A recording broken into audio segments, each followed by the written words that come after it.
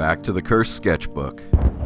There's 104 sheets of paper, plus the inside and outside of the back cover, which means I have about 210 pages left to fill to release its spell.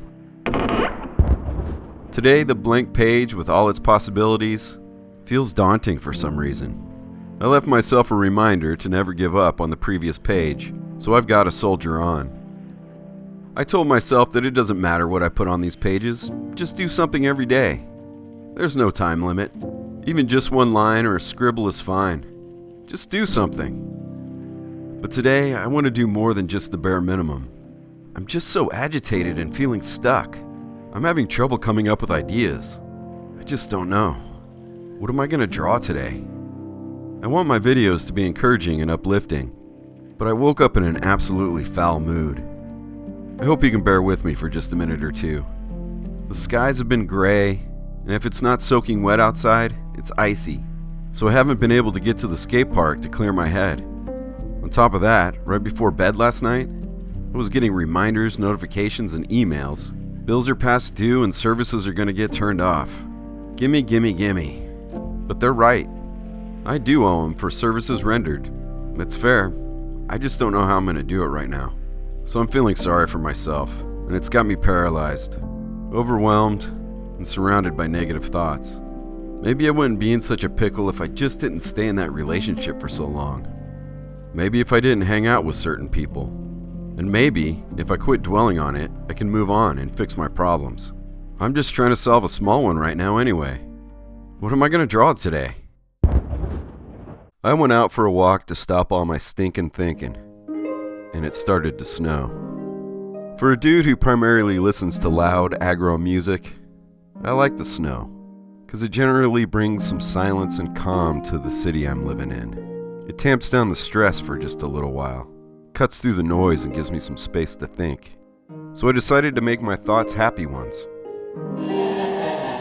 Naturally, I thought about surfing.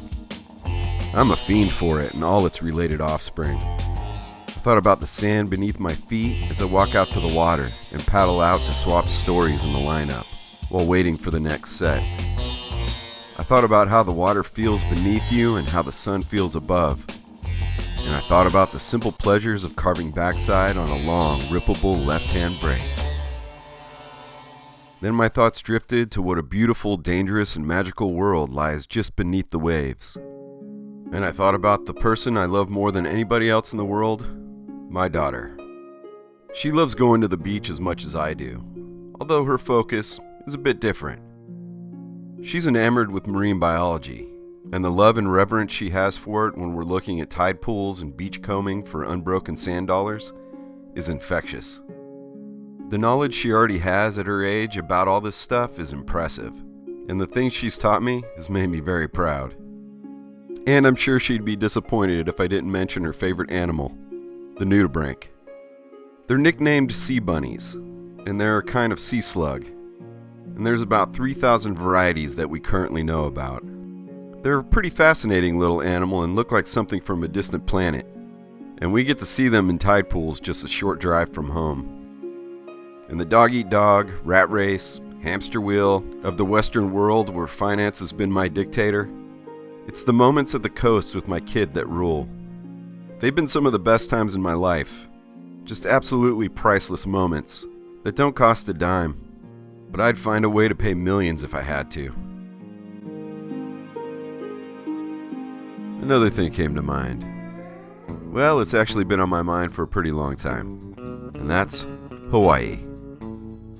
Ever since I was a little grom cruising around Oahu with my grandparents, the place has had its hooks in me. I recently watched a video from this travel vlogger, and she was sharing what she was up to in Honolulu, around Waikiki. And when she walked in this residential area, right in the background, I saw where my grandparents lived. I was flooded with great memories, and I thought, that's where I need to be. And I don't want to bash where I live now, but it's never really suited me. It's not my forever home. And at some point, I'm planning to finish out my days in a place that suits my lifestyle. I can already hear it and I completely understand, but I know there's Hawaiians thinking, oh no, not another Barney kook moving in from the mainland. But hear me out. I've got some history there. I know the etiquette in and out of the water. I don't take up much space and you probably won't even know I'm there.